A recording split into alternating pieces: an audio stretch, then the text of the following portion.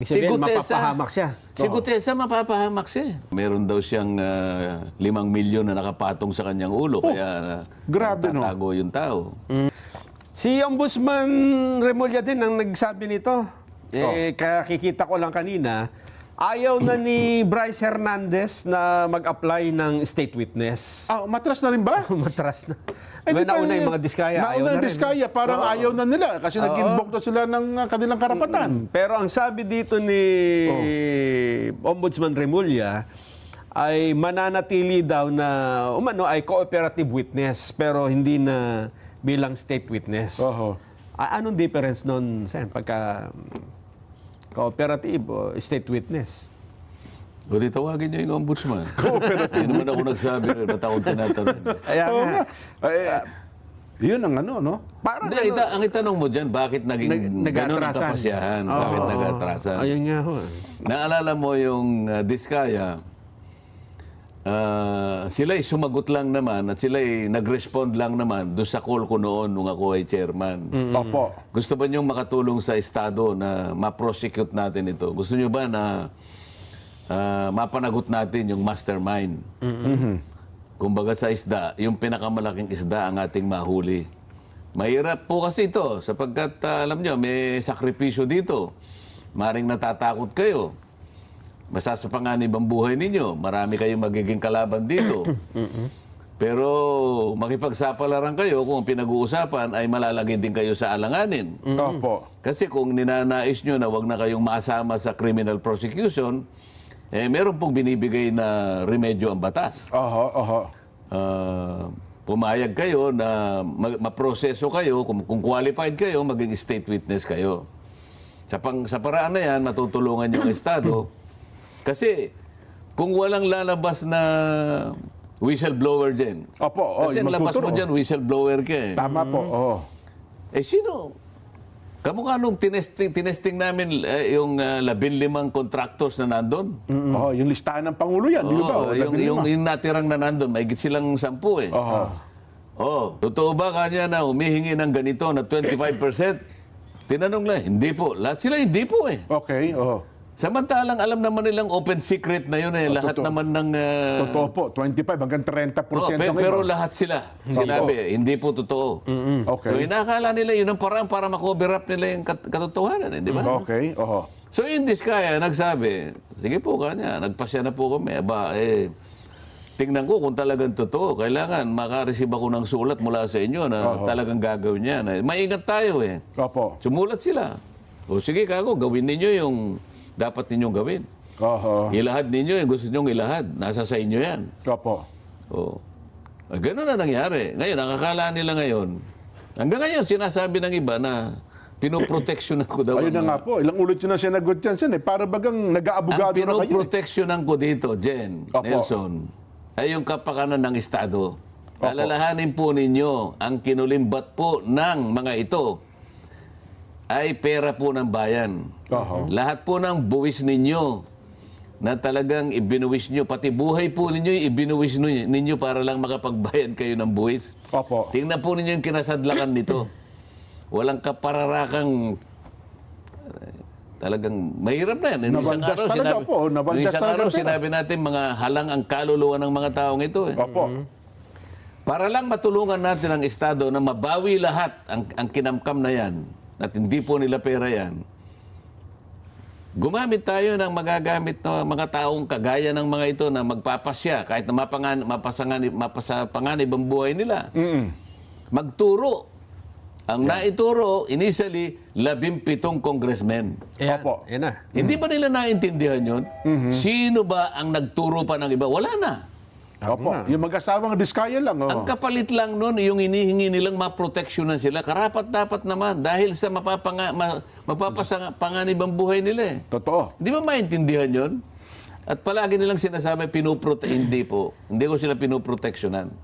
Nasabi lang nila kasi, nang dahil na nakipagtalo ako na bago sila maproseso, ay kailangan muna nilang isole ang kanilang Yun ikinulimbat. na nga po. Oo. Magtatalo na tayo talaga dyan. Ayaw nyo talagang ilagay sila sa state witness protection program. Hinahanapan sila nung requirements Hinahanapan nyo sila ng requirement na wala naman sa batas. So, ibig sabihin yan, hindi kayo tapat. Ayun. Hindi kayo tapat, hindi nyo gusto talaga na mahuli yung pinaka-mastermind. Ang problema kasi dito, Sen, na i-project sa tingin ng tao Nelson, na ang Diskaya, parang sila ang pinaka-guilty, parang lumilitaw na sila ang mastermind eh. Tapos ang dating, gagawin natin silang state witness. Ganun ang paraan nila kasi. Na-project Jose eh. Para palabuin ito eh. Oo. Wala akong sinabi na hindi magbabayad ang may kasalanan. Wala akong sinabing ganun. Ang pinag-uusapan lang, gagamitin ko muna kayo para sa ganun, matukoy natin ang pinakamalaking isda. Matukoy natin kung sino yung mastermind. Yun ang aking plano. So, kailangan mo silang ilagay sa protection program. Ngayon, pag natapos na ang lahat ng ito at napagpasyahan naman ng korte, kahit kayong mga Diskaya ay meron kayong pananagutang sibil Opo. at sinabihan kayo na ito ibalik nyo sa gobyerno, yun ang panahon na ibalik ninyo. Ang dapat ninyong ibalik. Pero hindi daw ba, siyempre, pagpapakita naman ng gesture, Sen, kahit pa paano niya, siguro baka pwedeng magpakitang magpaunang bayad man lamang sila. Nandun na ako pero wala nga sa requirement ng batas eh. Ngayon, ipagpalagay na natin ganun ang ginagawa mo. Baka mangurap ka pa eh. Kasi wala nga sa batas eh. Magkano ba ang ibabayad niya? Sinabi mo ba sa kanya kung anong dapat nang ibayad niya? Kanino ibibigay? Kanino ibibigay? Baka mamaya, ang sinabi mo, magbalik ka ng ganito, pero yung kalahati sa akin mo ibigay. Yun ang sinasabi ko. Yun ang nakakatakot doon eh. Dahil wala sa batas, pipilitin mo lamang, mangungurap ka dyan. Sinasabi ko na naman to, wala akong kinakampihan. Ang tanging layunin ko lang, talagang mahanap ko, matukoy ko, mahuli ko yung pinaka-mastermind. Sila ayaw nila eh. Ang napapansin namin dito, Sen, pag kami nagturo ng mga mastermind, sila yung inuusig. Sila yung inuusig. Gaya Katulad ni Gutesa. Ayan. Ang classic dito si Gutesa. Opo. Isipin mo si Gutesa, sa pangkaraniwang testigo, kung halimbawa, Nelson, ikaw ay judge. Opo. Ikaw naman, Nelson, ikaw naman, Jen, ay prosecutor. Yan, Dahil pareho kayong abogado. Alam na alam ninyo kung sino yung credible na testigo eh.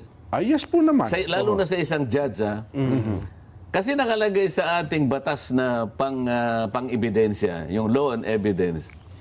Isang mataas na uri ng ebidensya, testimonial man yan o dokumento na gagamitin o ilalabas ng isang taong magpapasya na magiging witness, kapag yung kanyang dokumento o yung kanyang sasabihin ay adverse sa kanyang interest, mataas na uri yun. Ibig sabihin, mapapahamak siya. Si Gutesa, mapapahamak siya. Pero wala naman siya kinalaman. Wala. Dapat. Wala siyang gain. Wala siyang pakinabang. Wala siyang pakinabang. Una, wala siyang kinalaman doon eh. Naisip niya lang, naligalig siya. Ito palang ginagawa namin eh. Yan pala yung pinag-uusapan nila ron. Punto mahimik siya. Yung palang bulto-bultong, yung palang Melamelata. mali-malitang pera pala na dinahakot namin. Ito pala yung pinag-uusapan doon. Paano na yung bansa natin pagka ganito? Anong pakikinabangan niya? Wala. Totoo po. Pero ang magiging disgrasya sa kanya, marami. Laki. Hindi lang sa kanya, kundi sa pamilya niya. Yun ang isang credible na witness. Wala siyang motibo eh. Pansarili, wala. Pero siya yung siyang inuusig ngayon. Hindi ka. Fraudulent ka niya yung kasi yung nagnotaryo eh, hindi niya Siya pumirma. Daw. Hinahanapan ho ng butas. Isa ngayon ang inuusig. Diyan mahalata mo na yan. Kahit saan po kayo pumunta na mataong lugar, lalong-lalo na po sa mga syudad na pinapaligiran ng mga city hall, nandyan po nakapaligid ang mga notaryo publiko.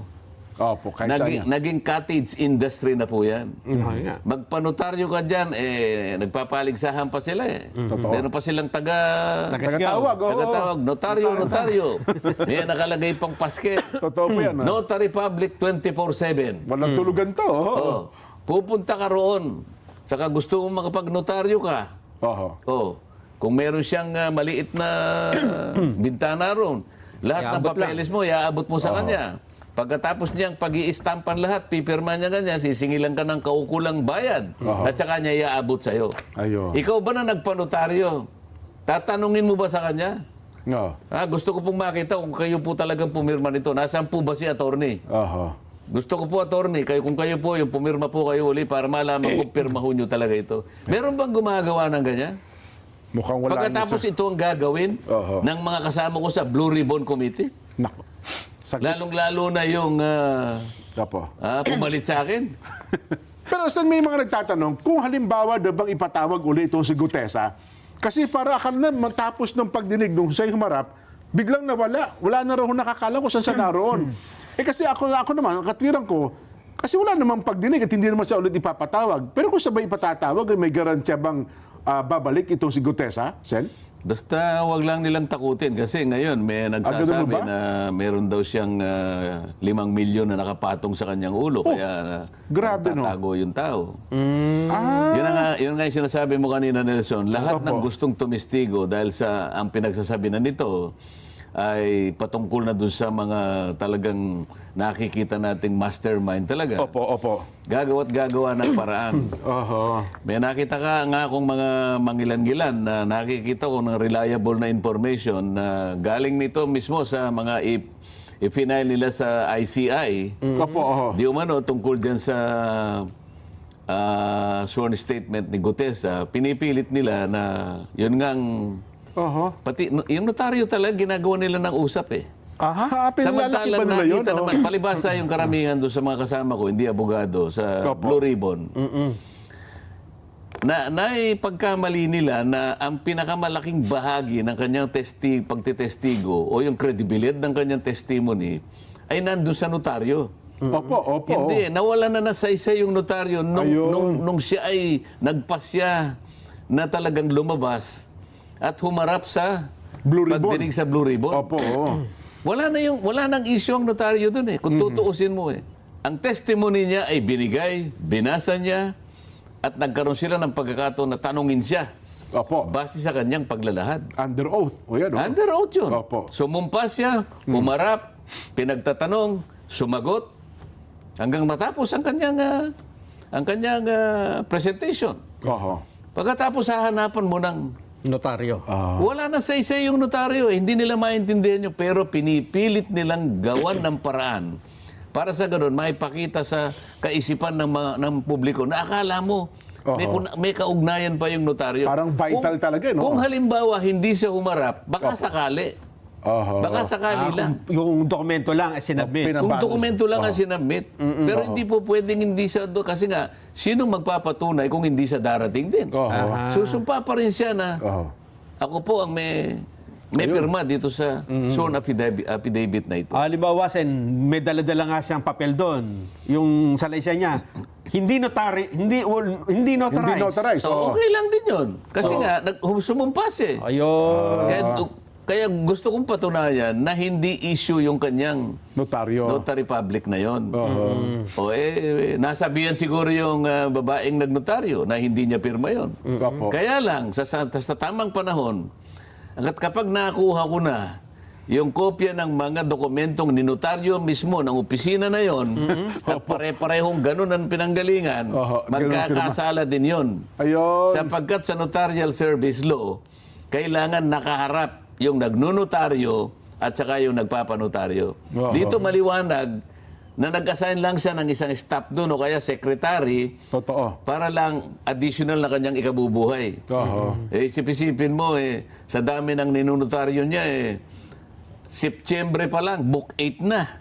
Oo nga naman. Ibig sabihin nun, halos isang buwan ganun kakapal ang kanilang Ganun karami. ninunotaryo. Oo. At saka may Talagang mga, hanap buhay nila. tsaka may mga branches pala sa Sen. Yung branch niya nga, doon sa Oo. Villaruel, sa Pasay Sa City, Pasay, meron para sa ibang lugar. ang gagawin mo lang, kukuha ka lang ng sample O halimbawa, noong January, February, kukuha ka ng sample. January, February, March, April, May, June, hanggang August. Makikita pare-pareho yung notarial details. Opo. Pare-pareho yung pirma. Pareho yung Stamp. pagkaka-stamp ng Oo. dry seal. Sasabihin niya ngayon na hindi ko po... hindi mo nga talaga pirma, pero meron kang pinayagan, isang taong pinagtitiwalaan mo na pumirma para sa'yo. Meron siyang Para imprimatur. kumita ka. May imprimatur siya, Sen. Ano? Oo. Inatasan niya yung tao. Baka akala niya kung dininay niya yung kanyang wala na siyang sabit doon. Nako. Pinayagan mo Pinayagan mo na magpanotaryo ang mga tao dito, may inassign kang isang staff at siyang pumipirma para sa'yo. Oho. Hindi nga ikaw may pirma, kaya lang, ang pagpapatunay na binigyan mo siya ng karapatan na pumirma para sa'yo, kasalanan mo yon. Yun. At huwag mong bibigyan ng sala yung taong nagpapirma Oho. at nagpanotaryo. At pinalalaki pa na ng gusto, Sen. Bagamat ito, nasagot nyo na nga dati, nung may nalagpasan daw na ilang paragraph, itong si Gutesa, ikino-coach nyo pa raw niya. Mukhang... Ginawa ng usap. Pati yung Jarius Bondok dyan sa dati mga ginagalang kong mga kolumnista. Pati ba naman yun hindi nyo maintindihan? Sinasabi ko na nga, apat kaming merong kopya noon. Opo. Apat lang ang binigay niyang kopya. Siguro, kukunti naman ang napagawa Na-Xerox niya, niyang opo. kopya. At yung hawak niya ay Xerox copy. Xerox copy. So, yung chairman ng Blue Ribbon, Senator Ping, Senate President Lacson, Soto, si opo. katabi ko doon ng panahon na yun ay si Senator Win, Opo. at ako. Habang binabasa niya yung kanyang deklarasyon, yung kanyang paglalahad, sinusundan namin. Opo. Sinusundan namin kasi gusto ko yung actual recording. Naku, kung ano-anong pinagsasabi ron.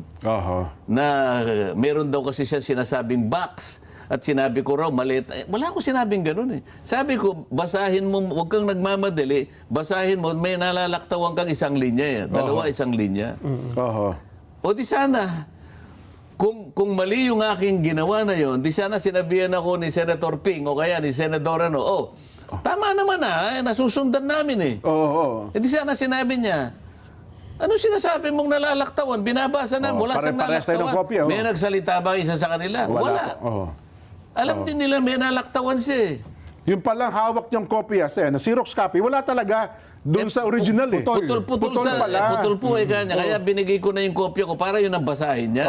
Sa kanya rin galing yun eh, hindi naman sa akin eh. Ang dating parang kino-coach nyo, nalalaktawan kayo, mukhang hindi ito yung kasama sa script. Parang ganun Kaya ang ako dating. sinasabi na kung sino man yung tao na gustong tumulong sa Estado para papanagutin ang mga mastermind, sila ang inuusig.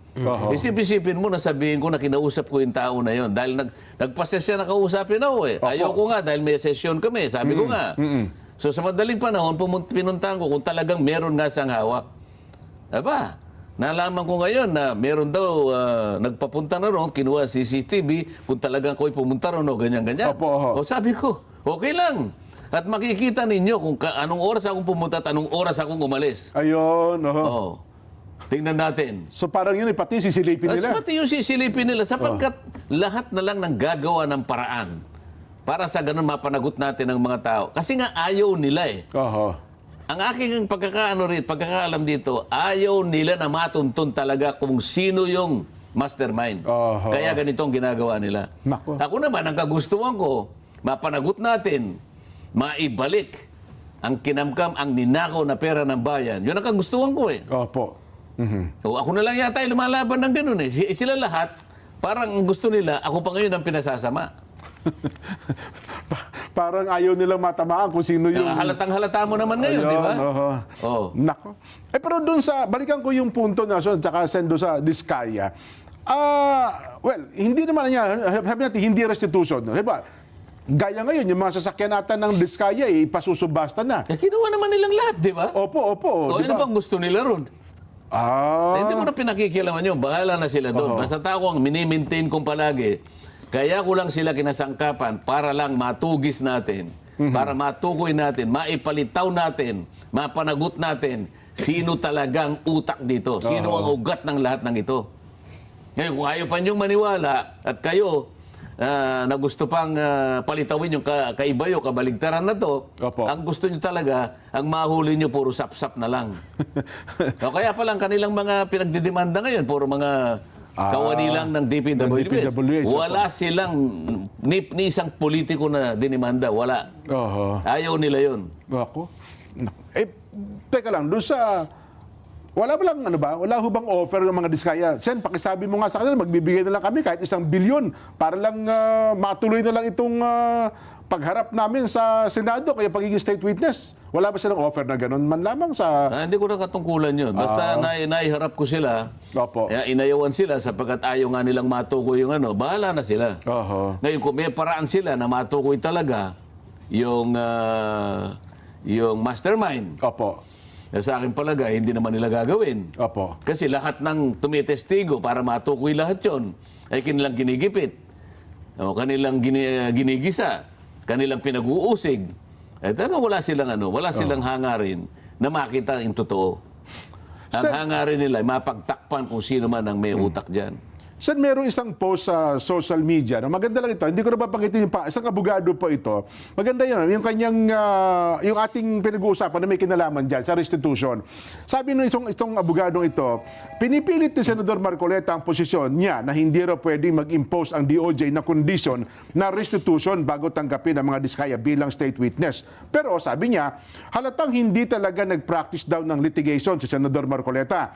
Ganito lang kasimple yan. Sa litigation ng abogado na humahawak ng kaso ay may full control sa presentation ng evidence. Siya ang nagde-decide kung anong ebidensya ang ipipresenta niya at kung sino ang magiging testigo niya. Walang sino mang pwedeng magdikta sa kanya, hindi korte, hindi senado, at hindi kahit sino. Kaya kung may lalapit sa isang abogado, sabing, attorney, gusto ko pong mag-witness sa kaso ninyo, may absolute discretion ng abogado na sabihin, hindi kita kailangan. At kung gusto niya, pwede rin niyang sabihin, sige, tatanggapin kita, pero magbayad ka muna ng utang mo sa client ko. Ganun daw po kasimple sa ng kanyang punto. No, ano sasabihin natin dyan? Hindi, parang gusto niya patunayan na bagamat wala yung restitution doon sa batas, may discretion pa rin daw po yung mga abogado na kung yun ang hinahanap ng Department of Justice. Ayan. Hindi nila naiintindihan ang matagal ko nang gustong ipaliwanag. Hindi madali para makatukoy ka ng malalaking isda. Opo. Walang magbo-volunteer sapagkat masasapanganib sila. Oho. Di ba? Paano ba natin ipaliliwanag sa napakasimpleng pananalita ito? Kung hindi ka gagamit ng whistleblower, Opo. wala kang makukuha. Walang magtuturo eh. Walang magbo-volunteer. O ngayon, kaya lang naman meron tayong witness protection program para sa ganung mga pagkakataon. Di ba? O, kailangan i-process mo sila.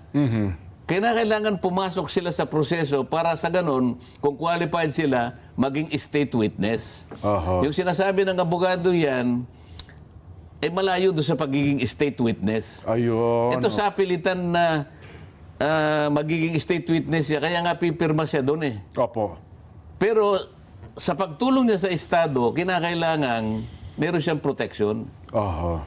Sa example ng abogadong sinasabi mo, wala ito eh. Opo. Di ba? Proteksyon ng Estado ang ibibigay sa kanya. Doon sa witness. Kailangan mong maproteksyonan dahil mahirap ang kanyang gagawin. Yun lamang ang ibibigay. Kaya nga yung title ng batas na yon, Witness Protection Program. and Benefit Program. Ngayon, kung ikaw mismo maglalagay pa ng iba pang requirement, hindi mo siya tinutulungan, hindi mo siya pinoproteksyonan. Lalo mo siyang pinahihirapan. Ginagamit mo na nga siyang ng kasangkapan para makahuli ka nga eh. Pagkatapos bago ka makahuli ng malaking isda, siya pa ang gagawan mo ng Bibigyan mo ng kondisyon. bibigyan mo pa ng kundi. Wala ka talagang mahuhuli pagka ganyan ang usapan. Ayun. Yun ang pinakasentido ng gusto kong mangyari. Kasi napakarami kasing mga abogado na kanya-kanya ng pagkakaintindi sa batas, pinakasimple na yung gusto kong mangyari, lalo nilang pinalalabo, pinag-uusapan.